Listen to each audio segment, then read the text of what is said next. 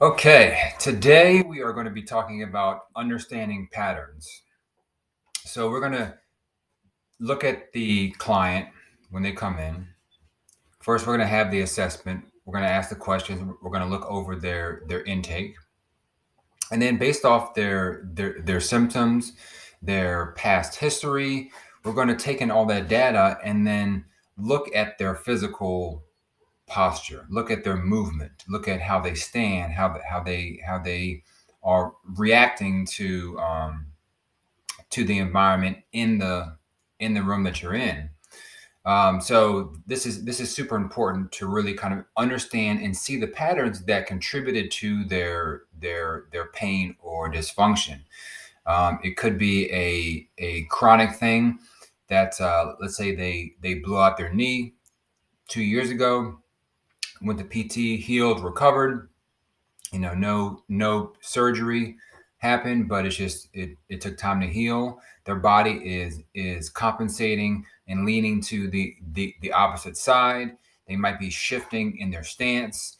So we're looking at what is shifted with the skeletal structure, okay, to then see what soft tissue is pulling, is tugging on that area or compensating to hold that body strong. So the body's going to compensate for stability, but it might cause the body to be in dysfunction when it's in movement, in gait, and also it's going to put more force, shift that center of gravity forward, back, or laterally, and put more pressure on those joints, causing pain and dysfunction. So we need to really look at what's going on physically, what's going on emotionally, what other stressors, chemical, physical, and emotional stressors are affecting the person, what they're going through right now in this week or in the last week. Something may have changed physically. They might be moving. They might have a stressful deadline where they're more hunched over at work, or they're moving more, or there's so many cases. So this is really a place where we can really take that engineering of the human and reverse engineering and seeing what's the problem, follow the wiring to the point where there is a dysfunction or break in the connection.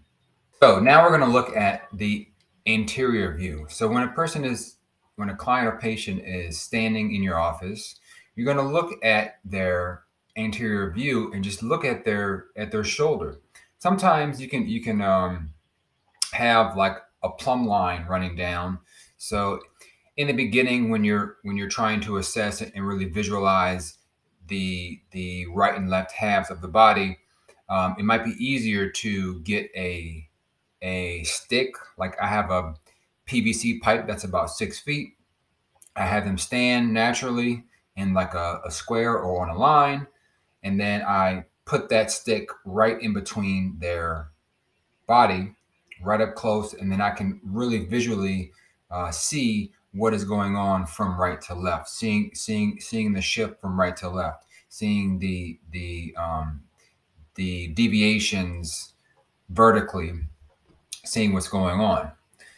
So we're looking at the shoulders. Are the shoulders drop down? How is the elbow? Is the thumb medially rotated on one side, both sides? That's going to indicate a shoulder dysfunction. Um, and then we're looking at the pelvis. Is the pelvis in line, or is there a hike on one side?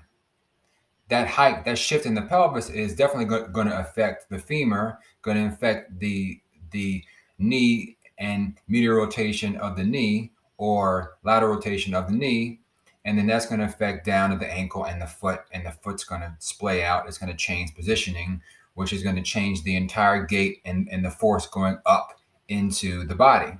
So if somebody has back pain, it might not be in the back, it might be in the hips, down at the knees and the ankle, how they walk, how they stand, how they move in the world. So we're really trying to find out these patterns from just looking at physical ailments, looking at the dysfunction, but also taking into account what they're doing in the world, how they're moving in the world.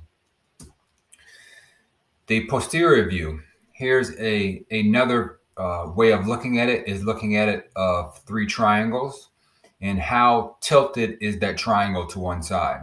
So you have the cranium and the cervical spine. Is that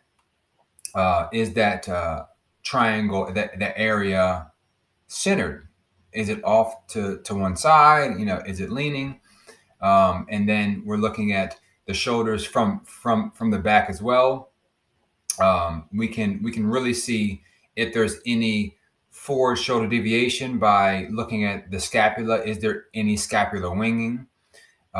Looking at the posterior hip, the PIIS, to see is there any pelvic tilt, because a lot of times there can be a hip hike, but you can see that there's a pelvic tilt as well. So it's always good to look at the anterior and posterior view to really double check and see what's going on. You can get a better assessment of the back of the knee. If the ankle has any inversion going on, eversion going on, any sort of deviations in the ankle, which is definitely going to affect their gait, definitely going to affect the knee and the hip and back and so forth. So we're really trying to look at the whole entire picture and not just the source of the pain.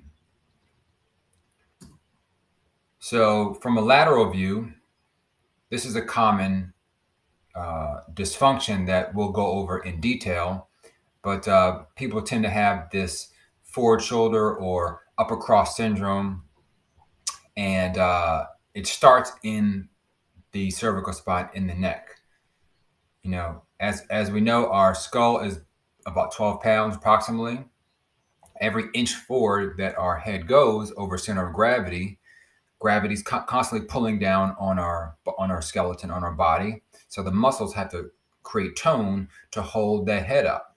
So you're literally like holding a small child off of a cliff, and the farther you go off of the cliff, the harder it is on your body to hold that child. So you want to pull that child up on the cliff safely, and then everybody can relax, and then that the gravity of the cliff and us being stacked like a totem pole is going to be ideal, and our body can relax and function and flow properly. But every inch forward is an additional 10 pounds of pressure. So you get 12 pounds, 32 pounds, up to 42 pounds. If we're hunched forward, staring at a computer screen, staring down at our phones, studying, reading, textbooks. And so it's kind of like we have to really be wary of our posture. And there are tools and things to create the awareness to really focus on the posture, exercises to help strengthen the posture, and then ways that we can set up our environment ergonomically so that we are not working for our workstation. Our workstation is actually working for us and allowing us to relax while it's useful for us to work. So these are the things that we're looking at. We're definitely going to go into more detail in specific postural dysfunctions, but this is just an idea of what I want you all to really kind of think about, is the entire picture, not just, oh, there's a knee problem, looking at the knee, there's a shoulder problem, looking at the shoulder, looking across the entire chain, looking at the kinetics of the body, how the body is moving, how the body is possibly impinged, nerve impingement, vascular impingement based off of the distortion of the skeletal system. And like I said, every chronic stress on our body is going to respond appropriately to try and keep stability, to keep our body moving forward in our world, because we don't stop. We can't stop. Our body wants us to survive. So it's going to adapt and shift to help us survive. But then when it's no longer useful and our body adapts and shifts too long, it's going to have compromise on other areas of our body. So this is something that we're going to look at and assess even before we start any sort of treatment.